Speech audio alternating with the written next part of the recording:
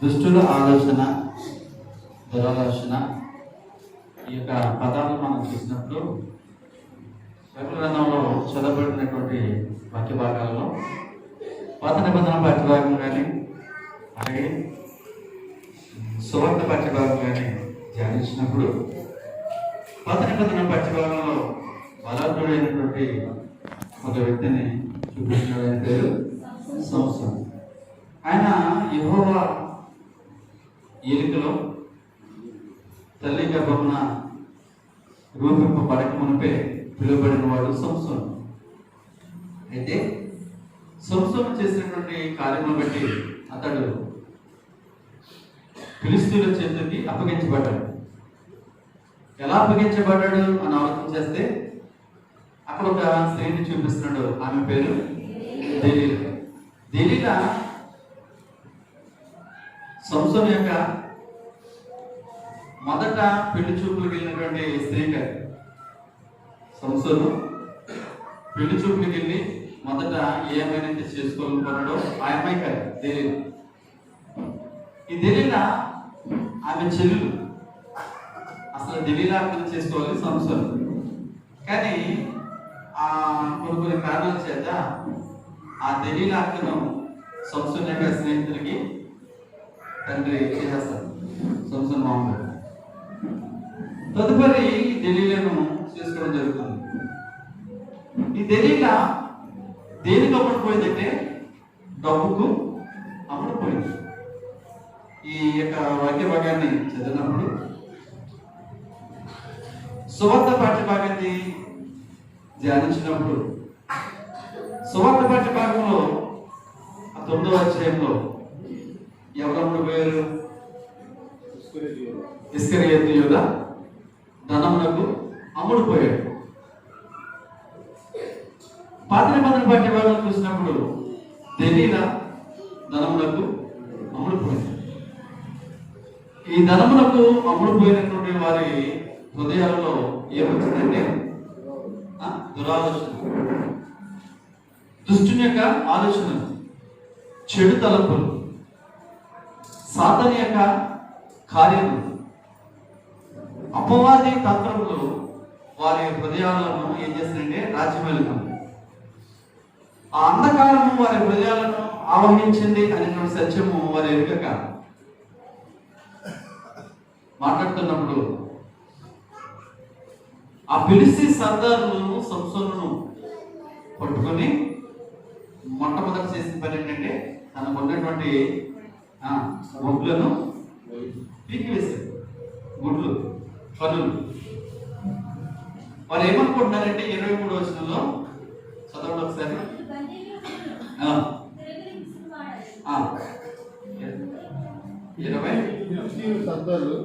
ఎన్నో వచ్చినది 23. రైట్, 23.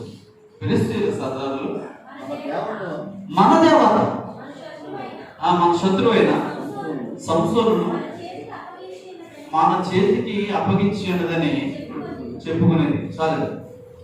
వారి దేవత పేరు ఏం పేరంటే చెప్పండి. వారి దేవత పేరు దాగోను దేవత. వారి దేవత పేరు ఏ దేవత? పేరేంటి? దాగోను దేవత. వాక్యం ఏమని చెప్తుంది? 20వ వచనం ఒకసారి చదవండి.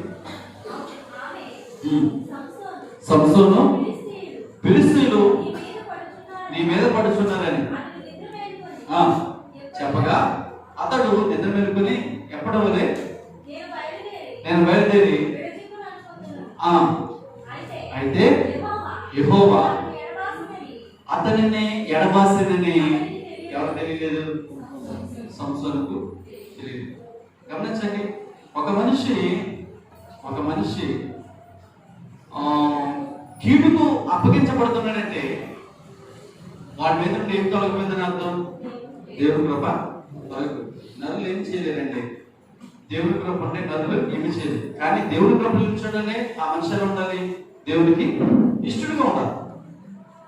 ఆ మనుషులు దేవుడికి ఇష్టలుగా ఉండకపోతే ఎంత మాత్రం కూడా దేవుడి కృప వారి మీద నిలుచుండదు. ఇప్పుడు సంసోను జీవితంలో మనం చూసినప్పుడు దేవుడికి ఆయన ఎలాగ లేకపోయాడంటే ఇష్టడుగా లేకపోయాడు.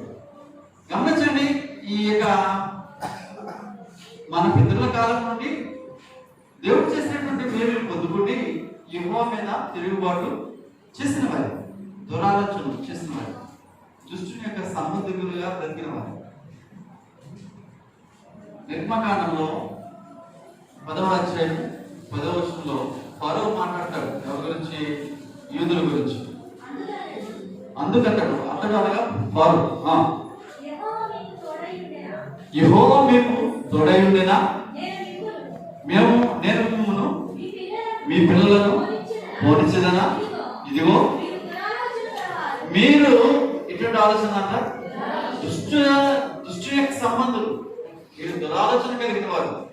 ఈ గుణగానం నాకు బాగా తెలుసు అని చెప్తున్నాడు వారు. ఎవరైనా ఈజిప్ట్ యొక్క రాజు, ఈజిప్టును ఎవరు పరిపాలిస్తున్నా ఫరోగా పిలవబడ్డారు. అంటే అదొక బిరుదు అన్నమాట. ఫరో అనేది బిరుదు.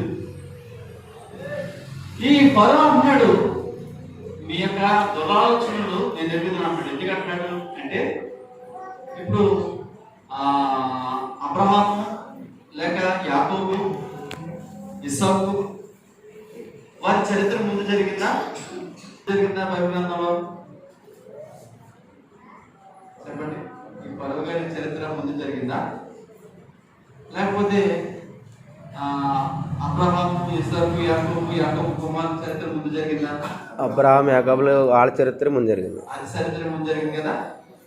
ఇక్కడ మాట్లాడుతున్నాడు ఆయన ఏమనంటే మీరు కేవలము దుష్టుని యొక్క సంబంధికులు. మీ ఆలోచనలు, మీ ఉద్దేశంలో, మీ తలంపులు నాకు బాగా తెలుసు. ఎందుకంటే సహోదరుడికి కూడా మీరు కీడు చేయడం మానరు. కీడు బయటవాడికి కాదు, ఎవరికి కీడు చేయడం? సొంత సహోదరుడికి కీడు చేసేటువంటి దుష్ట ఆలోచనలు మీకు ఉన్నాయని చెప్పేసి మాట్లాడతాడు. ఎందుకంటే మనం పాత నిబంధనలో మన పితరుల జీవితాల్లోకి ఒకసారి తొమ్మిది చూస్తే ఆదికాండము 37వ అధ్యాయం అనుకుంటా, ఒకసారి చూద్దాం. ఆదికాండము 37వ అధ్యాయము. 37వ అధ్యాయమే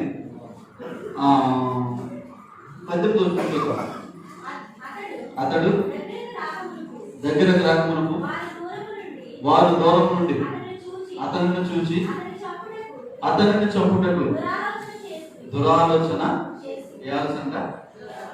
ఎవరు ఆలోచన చేశారు ఎవరిని చంపడానికి? ఇక్కడికి వచ్చేసరికి మనకి గుర్తుకు రావాలి యోసేపు స్టోరీ. యోసేపు యొక్క చరిత్ర. యోసేపు యొక్క చరిత్రను చూసినప్పుడు తన సహోదరులే తనను చంపడానికి ఏం చేశారట? ఆలోచన చేశారు. అది ఎటువంటి ఆలోచన చెప్తుంది బైబిల్ గ్రంథం? దురాలోచన. అంటే తన సహోదరుడికి లేదా తన రక్త సంబంధికి లేదా ఒక మనుషునికి కీడు చేయవాడు ఏ సంబంధం? వాడు అపవాది సంబంధం, దుష్టుని యొక్క సంబంధం. దుష్టుని యొక్క స్వభావం వాడు ఉన్నప్పుడు వాడు దుష్టుడిగానే ఆలోచన చేస్తారు తప్ప దేవుడికి ఇష్టడుగా ఎంతమంది కూడా ఆలోచన చేయదు. ఈ సత్యము ఎవరు తెలుసు? సర్వ ప్రపంచానికి తెలుసు.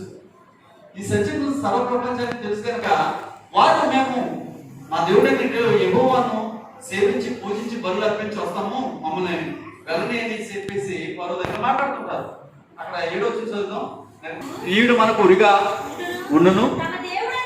మోషేను గురించి మాట్లాడుతున్నారు. ఎవరంటే ఫరో యొక్క సైనికులు. ఆ ఫరో పదే మోషే గారు పదే ఫరో దగ్గర రావడం, ఫరోని బ్రతిమాడడం ఏంటి? అంతకుముందు వచ్చిన చదవండి పోనీ 6వ వచనం. మరియు 5వ వచనం 4వ వచనం చదవండి.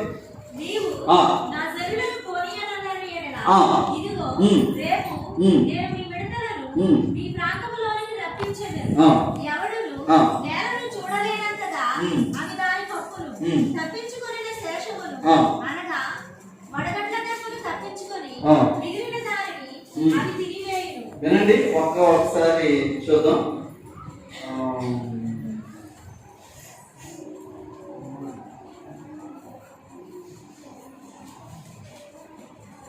అంటే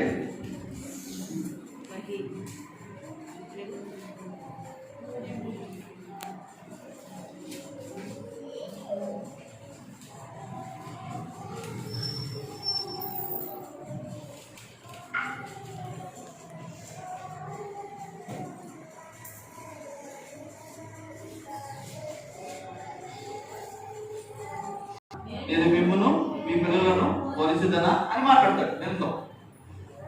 ఈ మాట మీరు దురాలోచన కలవారు అనే మాట కంటే ముందు వారు ఏమడిగారంటే, అయ్యా మేము మా భార్యలు మా పిల్లలను నది అవతల ఉన్నటువంటి ప్రాంతానికి వెళ్ళి మా దేవుడైనటువంటి యెహోవాకు బలులు నైవేద్యములు అర్పించేస్తాము అని చెప్పేసి అడుగుతారు.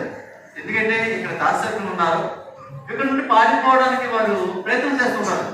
నిజంగా యెహోవా మీద వారికి మక్కువే ఉంటే, యెహోవాకు నైవేద్యము బలి అర్పణ అర్పించేటువంటి ధ్యాస ఉంటే నిజంగా పురుషులే అర్పించవచ్చు. పరాజు చెప్తాడు, మీరు వెళ్ళి అర్పించవచ్చు, కానీ మీరు వెళ్ళడమే కాకుండా మీ భార్యలను మీ బిడ్డలను తోడు పంపమంటారు. కాబట్టి మీరు ఇంటి వారు నేను బాగా ఎరుగుతున్నాను, మీరు కేవలము దురాలోచన కలిగినటువంటి వ్యక్తులను మాట్లాడతారు. అంటే ఈ చరిత్ర యోసేపు జీవితంలో జరిగిన సంఘటన, పితరుల జీవితంలో వారు యెహోవాకు విరోధంగా జీవించినటువంటి సంఘటన.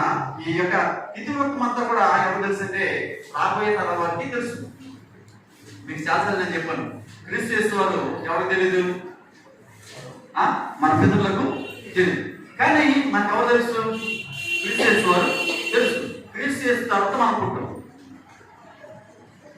తర్వాత ఈరోజు నాకు చాలా మంది ఏం చేస్తున్నారంటే, ఆ తండ్రితోటి సంబంధం లేదు, కుమారుతోటి సంబంధం లేదు, ఈరోజు మనం తోడవుతుంది పరిశుద్ధాత్మ కాబట్టి పరిశుద్ధాత్మను మనం పూజించాలని పరిశుద్ధాత్మ ప్రవచన సంఘాలను బయలుదేరారు. అంటే తండ్రితోటి పని లేదు, కుమారుతోటి కూడా పని లేదు, కేవలం పరిశుద్ధాత్మతోటి మనకు పని అని చెప్పేటువంటి వక్ర భాషను చెప్పేటువంటి సేవకులు సంఘాలు బయలుదేరారు. తండ్రి దేవుడు అనాది కాలంలోనే చెప్పాడు, యేసుక్రీస్తు వారి గురించి, పరిశుద్ధాత్మ గురించి తన పితరులతో పదే పదే వారికి పరిచయం చేస్తూనే ఉన్నాడు. ఆయన రీతిగా పరిచయం చేస్తున్నాడు, కానీ వారు కానలేదు.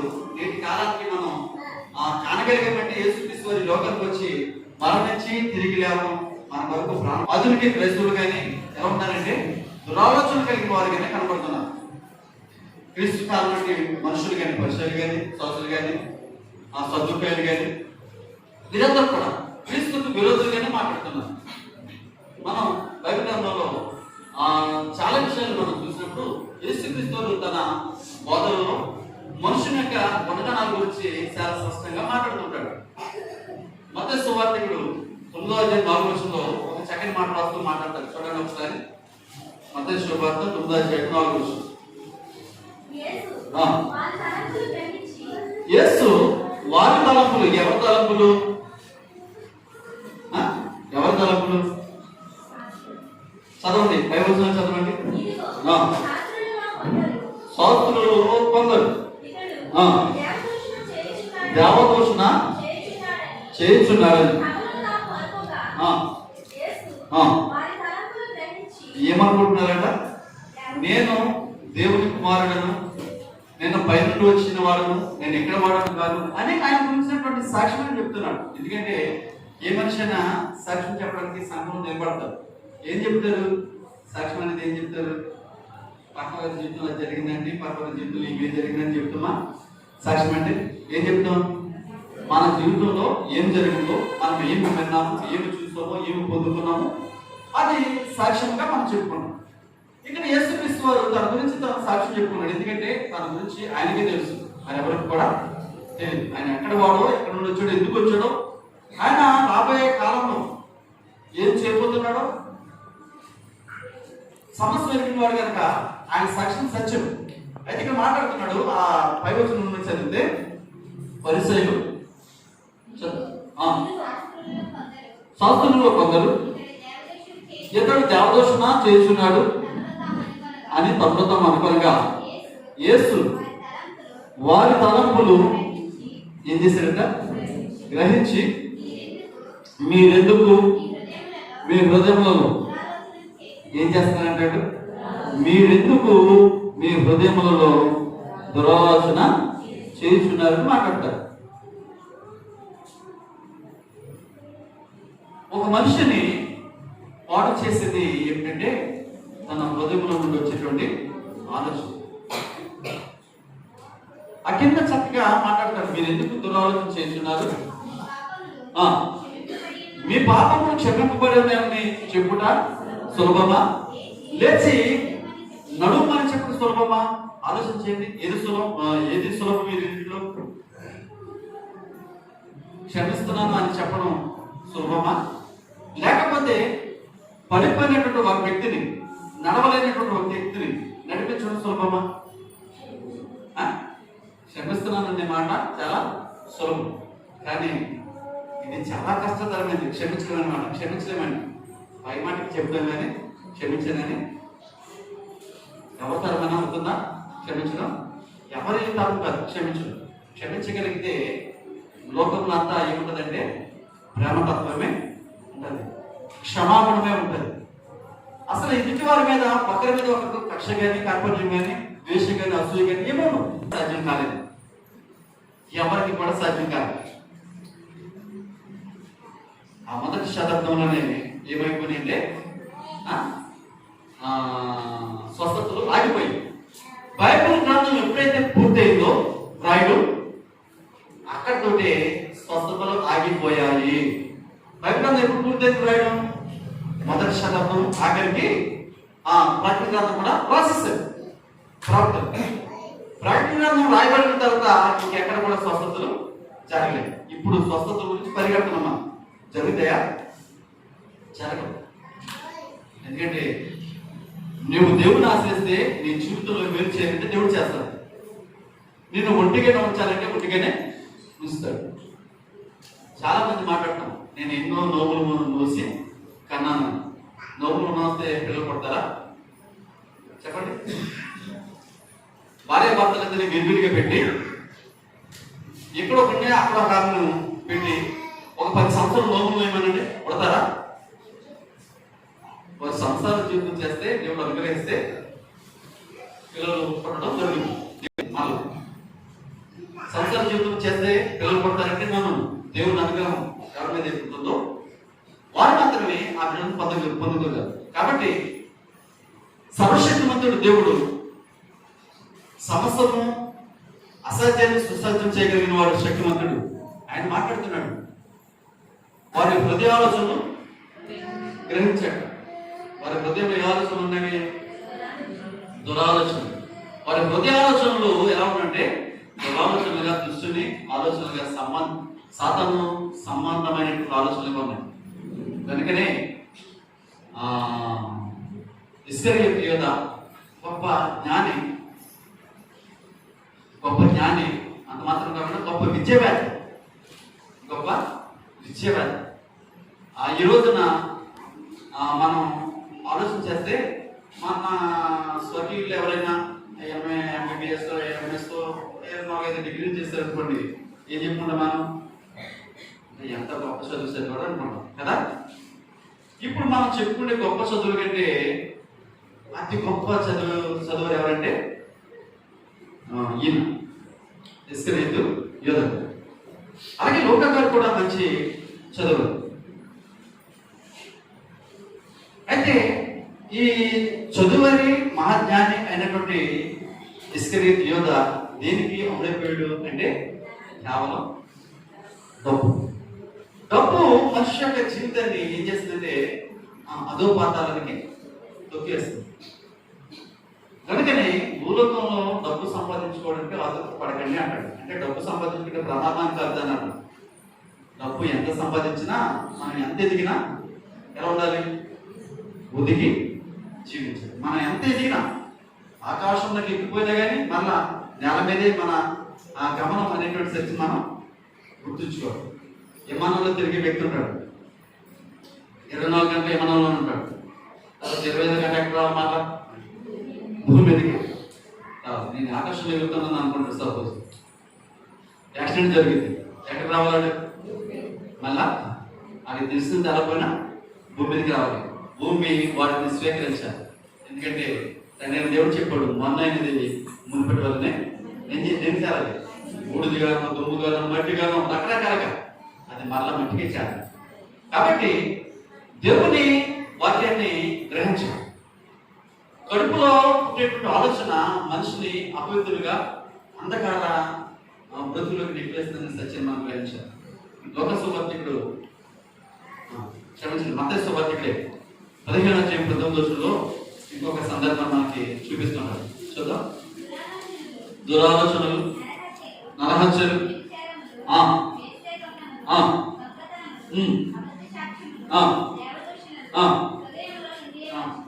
ఎక్కడ నుండి వస్తాయి? హృదయంలో నుండే వచ్చును. చదవండి. ఇవి మనుషుని అపవిత్ర పరచును కానీ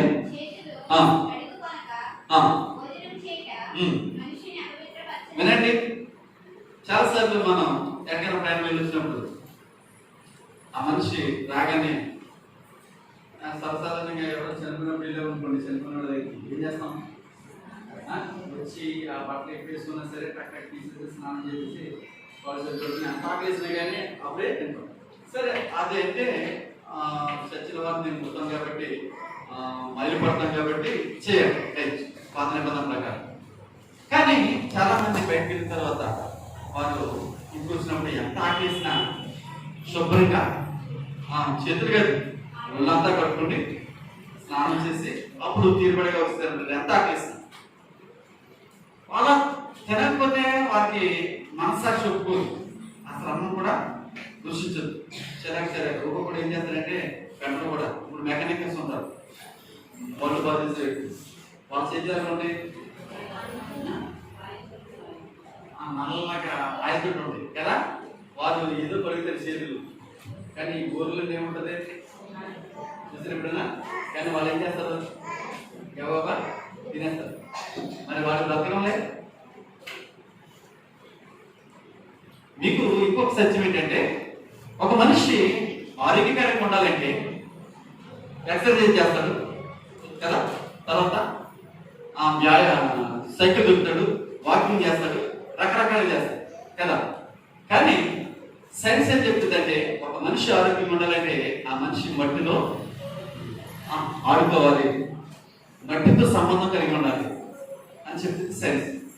అంటే ఎక్సర్సైజ్ చేసినంత మాత్రాన లేకపోతే ఆ సైకిల్ దొక్కినంత మాత్రాన, ఉదయాన్నే సాయంత్రమే వాకింగ్ చేసినంత మాత్రాన, వ్యాయామం చేసినంత మాత్రాన ఆ మనిషి ఆరోగ్యవంతంగా ఉండడు. కానీ ఆ మనిషి ఆరోగ్యంగా ఉండాలంటే తప్పనిసరిగా మనం మట్టితోటి సంబంధం కలిగి. అందుకని పిల్లలు చూడండి ఎంత మట్టిలో ఆడుకుంటారు, ఎంత మట్టిలో ఆడుకున్నా వాళ్ళు ఎంత ఆరోగ్యంగా ఉంటారు.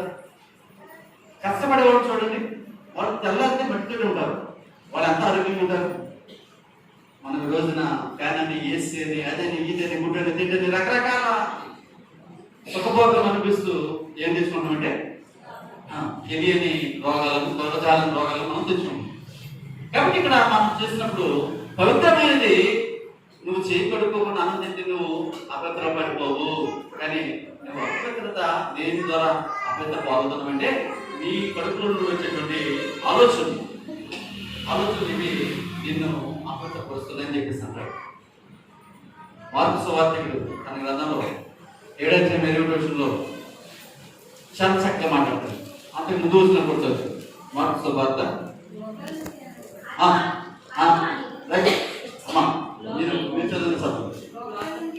లోపల నుండి అనగా మనుష్య హృదయంలో నుండి దురాలోచనలను,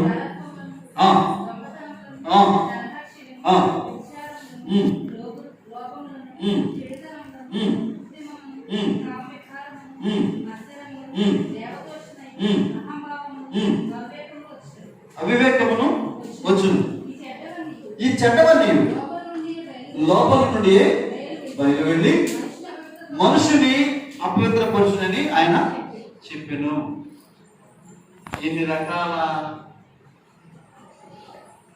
సద్గుణాల దుర్గుణాలు ఏం చెప్పండి? ఇవన్నీ మన దగ్గర ఉన్నాయా? ఇవన్నీ మన దగ్గర ఉన్నాయి, కేవలం దగ్గర ఉన్నాయి. కాబట్టి ఇస్కరియోతు యోధ క్రీస్తును అమ్మివేశాడు, పాపం చేశాడు, ద్రోహిగా మిగిలిపోయాడు అనుకుంటున్నాం. కానీ ఇప్పుడు మనం కూడా క్రీస్తును బాహాటంగా సిలువేస్తాం, బాహాటంగా అమ్మివేస్తాం. ఇర్మియా ప్రవక్త చాలా చక్కని మాట అంటాడు. 11వ అధ్యాయం 19వ వచనం అనుకుంటా చూద్దాం. ఇర్మియా ప్రవక్త ఒక మాట, అయితే నేను మొదట తేపడుచున్నా సాధువైన గొర్రె పిల్లవలే ఉంటుంది.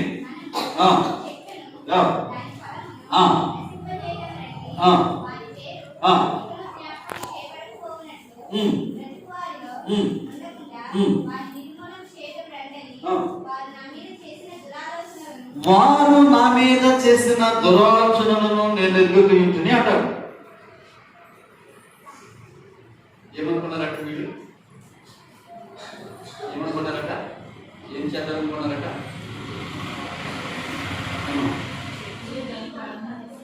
చెట్టును దాని ఫలమును నశింప చేయదమని వారి పేరు ఇకను జ్ఞాపకము చేయబడకుండా ఉండినట్లు బ్రతుకు వదల నుండి ఉండకుండా వారి నిర్మూలము చేయదము రండి అని చెప్పుకునేటువంటి దురాలోచనలు తండ్రి ఏం చేస్తాడంటే ఎరిక కొన్నాడంటే ఎరగలేదని కదా అర్థం. ఆయన క్షమించేటువంటి మనసు. ఇందాక మనం చదువుతాం కదా, క్షమించడం సులభమా లేకపోతే లేచి నడమండం సులభమంటే మానవునికి ఇది కూడా సులభము కాదు. ఒక రకంగా చెప్పాలంటే క్షమించగలగడం సులభమే, కానీ ఆ సులభమైన పనినే మనం చేయలేకపోతున్నాం. అంటే కారణం ఏంటంటే మన హృదయం నిండా, మానవుని హృదయం నిండా ఏమనంటే దురాలోచనలు, తనకు చేటు చేసేటువంటి ఆలోచన విధి విధానం, వక్ర మార్గం, కయ్యను నడిచినటువంటి, బిలాము నడిచినటువంటి ఇటువంటి దురాలోచనలు కలిగి నడిచేటువంటి ఈ వక్ర మార్గము కేవలం తన ప్రజల్లోనే ఉన్నది అని చెప్పడానికి పరిశుద్ధాత్ముడు వెనకాడడం ఏంటంటే కారణం తెలుసా? ఎక్కడైనా మనల్ని మనం ఏం చేయలేదు, మార్చుకోవాలి. ఈ 40 దినాల విశ్వాస యాత్రలో, ఈ ప్రయాణంలో, ఈ పరుగు పదంలో 20 రాత్రులు గడిచిపోయాయి మనకు తెలియకుండా. గడిచిన సంవత్సరం నాగం చిన్నప్ప గారు ఈ యొక్క 40 దినాల కొడుకుల్లో భాగస్వామిగా ఉన్నారు. ఈ సంవత్సరం ఆమె లేకపోయారు. ఆలోచించేది అంటే కాళ్ళు చేతులు పడిపోతే గుడి మొత్తం మానేద్దామా? కాళ్ళు చేతులు బాగున్నా చెప్పు గుడికి రావడానికి వీలు లేదా? ఆమె ఒక చక్కని పాఠం కావాలి, గుణపాఠం కాదు, చక్కని పాఠం కావాలి. ఎందుకంటే ఆమె తిరుగులాడినా చెప్పు దేవుని గుడికి రావడం నేను చూస్తాను. ఎందుకంటే నేను 2005 నుంచి కూడా ప్రజలను నడిపిస్తున్నాను. ప్రతి ఆరాధనకు ఆమె రావడం చూశాను. ప్రతి ఆరాధన ఆమె నాకేమి దండే ఇలా చెప్పడం, కానీ ఈ రోజున రాలేకపోతుంది. కారణం ఏంటంటే లేవలేని స్థితికి నడిపించబడినప్పుడు ప్రభు అని పిలిస్తే ఉపయోగం కాదు. ఆమె ఇప్పుడు పిలిచినా పిలవకపోయినా ఆమె మరెవరంటారు? ఆమె స్థితి ఏదైనా ఇప్పుడు దేవుని సన్నిధిలో ఉన్నా, దేవుని సన్నిధిలో లేకపోయినా ఆమె స్థితి దేవుడికి తెలుసు కనుక ఆమె ఏమి మాట్లాడినా దేవుడు ఆమె మాటను వింటాడు. ఎందుకంటే ఒకప్పుడు నా సన్నిధిలో పుట్టి పెరిగినటువంటి భక్తురాలు ఒక ఆమె ఏం చేసింది? యేసుక్రీస్తు వారికి తన పొందాలంతా ఏం చేసింది? 9వ వచనం 10వ వచనం సువార్త, మార్కు సువార్త 14:10వ వచనం. ఈరోజు చదువుకున్న పాఠం చాలా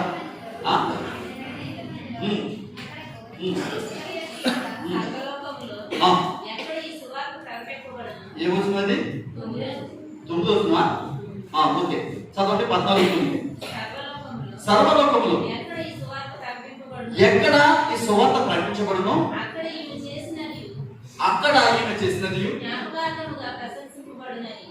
జ్ఞాపకార్థంగా ప్రశంసింపబడునని మీతో నిశ్చయంగా చెబుతున్నానని చెప్పడానికి గల కారణం ఏంటి చెప్పండి? ఆమె ఆలోచన 40 దినాల ఈ యొక్క విశ్వాస యాత్రలో అలుపెరగని యోధుడిగా కాకపోయినా నిత్యము యెహోవా యందు భయము భక్తి కలిగినటువంటి వినయ మనస్కులుగా, విరిగి నడిగిన మనసు కలిగి ఆయనకి ఇష్టమైన బిడ్డగా కొనసాగడానికి మాత్రం ప్రయత్నం చేద్దాం.